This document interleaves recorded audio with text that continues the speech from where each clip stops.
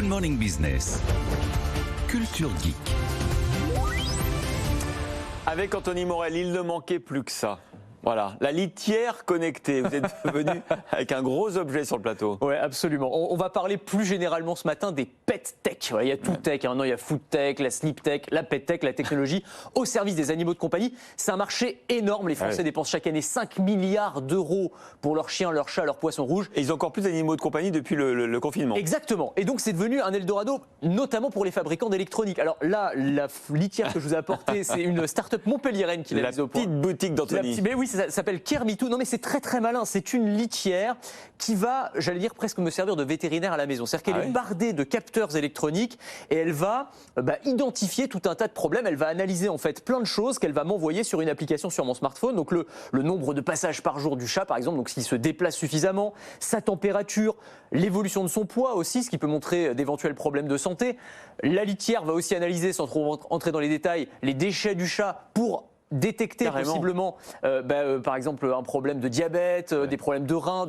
Et ces données, on peut les envoyer ou les partager avec le vétérinaire. Donc voilà, ça peut sembler un petit peu gadget, mais mine de rien, c'est des outils de prévention qui sont assez intéressants. Ils ont été récompensés d'un prix de l'innovation au CES de Las Vegas, qui sont un peu les Oscars de la tech. Donc voilà, ça fait partie de ces technologies au service des animaux qui commencent à bien fonctionner. Kermitou, ça s'appelle. Vous connaissez ma question traditionnelle, combien ça coûte ? Ça coûte autour de 250 €. Voilà, alors ça dépend, il y a plusieurs modèles, mais le prix moyen, c'est ça. Bon, c'est qu'un exemple. Évidemment, vous le disiez, les animaux connectés, c'est le business qui monte. C'est énorme, à tel point d'ailleurs que Nestlé a lancé un incubateur de start-up juste sur la pet tech.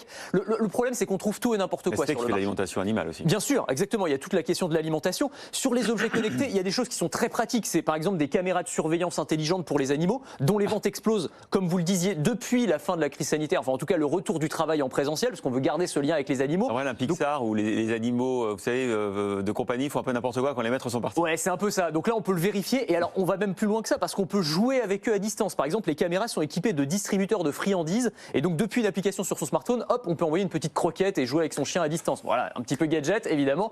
Des colliers. Nous, les humains, on a des colliers, j'allais dire des bracelets, ou des montres intelligentes. Votre collier au poignet. Moi, j'ai mon collier au poignet, exactement. Et même chose pour les chiens et les chats. On va pouvoir surveiller leur activité physique. On va pouvoir aussi les géolocaliser. Ça, c'est très intéressant, évidemment, pour les chiens fugueurs. Bien sûr. Ou faire du géofencing, donc une géolocalisation, une sorte de barrière électronique. J'en ai un pour mon chien, ça, vous savez ça. Ça, c'est vraiment pas mal, pour le coup, parce qu'on peut les retrouver beaucoup plus facilement. Créer une barrière virtuelle s'il la dépasse, soit une alerte sur son smartphone. Donc ça, c'est très très pratique.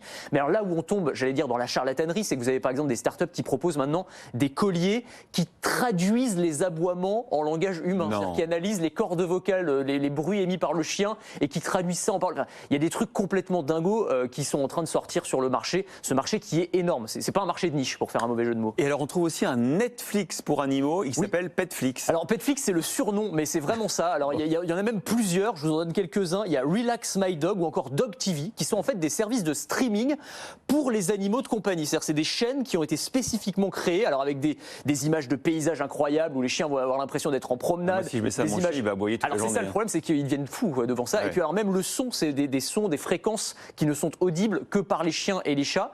Alors ça peut sembler là encore très complètement dingue. Ça coûte 5 € par mois. Plus de 10 millions d'abonnés quand même. C'est incroyable. Donc on laisse son chien toute la journée devant la télé. Alors c'est quand vous êtes absent, vous pouvez laisser le chien devant le Petflix. Spotify a lancé des playlists spécifiques pour les chiens et les chats également. Avec, alors vous donnez la personnalité de votre chien, est-ce qu'il est calme, est-ce qu'il est très enthousiaste ou pas. Et ça va être des sons et des musiques différentes. Enfin, ça va quand même très très loin, mais c'est devenu un marché qui est considérable. Forcément, tous les grands groupes tech essaient d'en profiter.